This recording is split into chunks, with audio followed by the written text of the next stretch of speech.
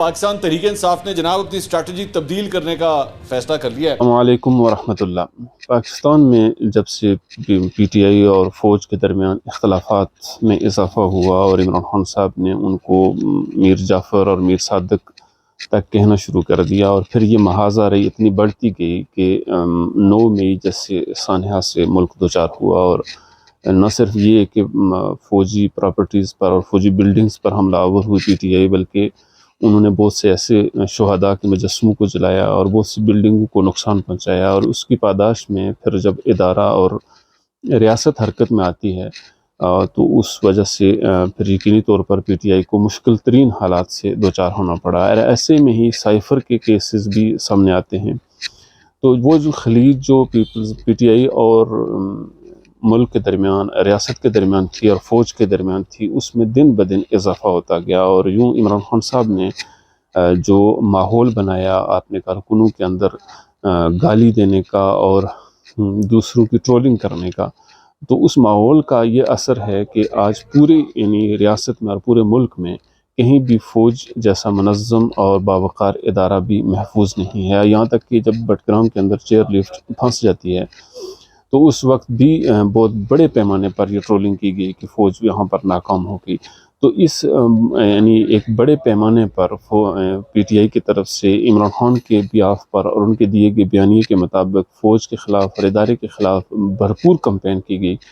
تو یقینی طور پر اس کا جو ریئیکشن آیا، اس ریئیکشن کی پاداش میں پھر نہ صرف یہ ہے کہ پی ٹی آئی کی بڑی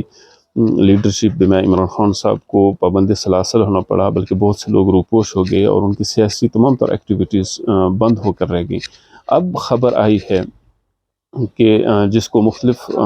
صحافیوں نے اس کو رپورٹ بھی کیا ہے، انصر عباسی کے حوالے سے منصور علی خان نے بھی اس کو رپورٹ کیا ہے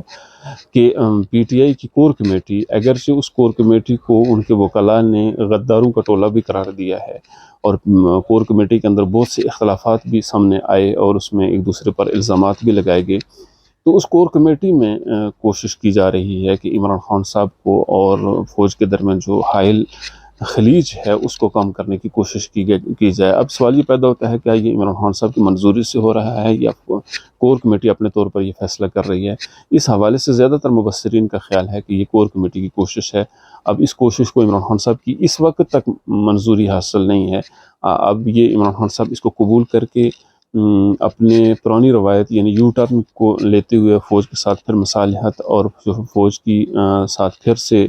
تعلقات بنانے کی کوشش کریں گے، یا وہ اپنے بیانیے پر ہی قائم رہیں گے، یہ آنے والے دنوں میں نظر آئے گا۔ البتہ اس کی تفصیلی رپورٹ منصور علی خان نے اپنے ویلاگ میں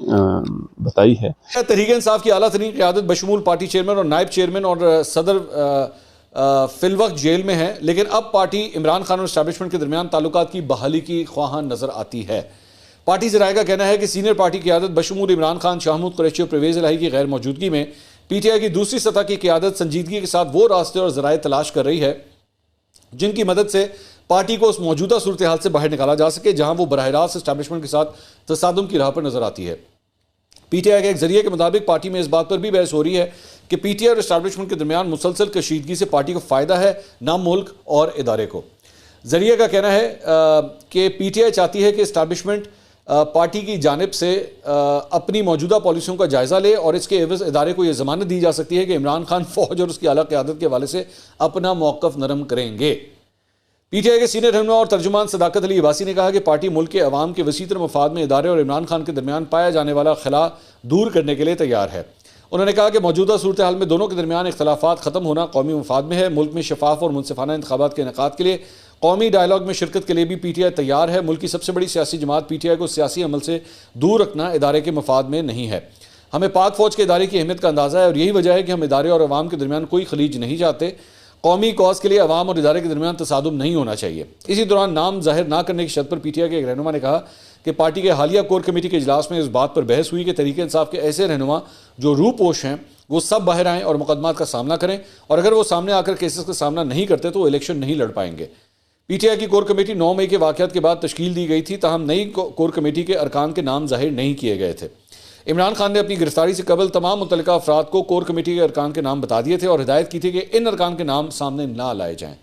کور کمیٹی پر چھوڑ دیا گیا تھا کہ وہ مشترکہ طور پر فیصلہ کریں. یہ واضح نہیں کہ کور کمیٹی نے عمران خان اور اسٹیبلشمنٹ کے درمیان صلح کرانے کے لیے عمران خان سے اجازت لی تھی یا نہیں لی تھی. مطلب تسی پھر نہ ہی سمجھو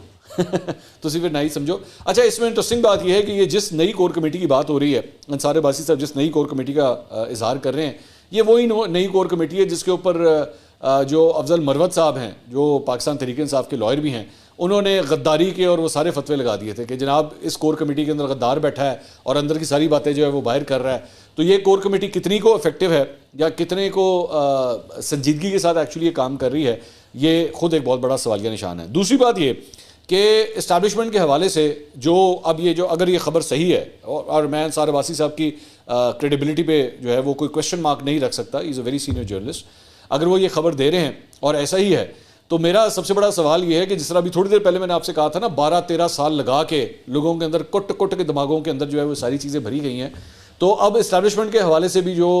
نفرت اور غصہ اور یہ جو ہیٹریڈ آ چکا ہے نا ان کے دماغوں میں، انہیں رام نال نہیں نکلنا. اور اس کی بہت چھوٹی سی مثال جو ابھی یہ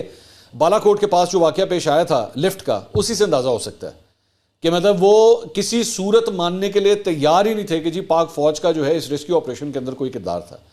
اور ہر وہ کام، ہر وہ جگہ جہاں پہ پاک فوج کو ہٹ کیا جا سکتا ہے، چاہے وہ ایک عام سپاہی ہو، چاہے کرنل ہو، میجر ہو، بریگیڈیئر ہو، جنرل ہو، آرمی چیف ہوں، وہ کوئی موقع نہیں ہاتھ سے جانے دیتے کہ ان کو جو ہے ٹارگٹ یا ہٹ نہ کیا جائے. مطلب یہ ایک ایسا بدمست گھوڑا بن چکا ہے ان کے تمام فالوورز جو ہیں کہ وہ خود بھی اب لگام ڈالنے میں بھی نہیں آ سکتے. میرا خیال میں تو عمران خان صاحب خود بھی کوشش کر لیں نا تو وہ لگام میں نہیں آئیں گے،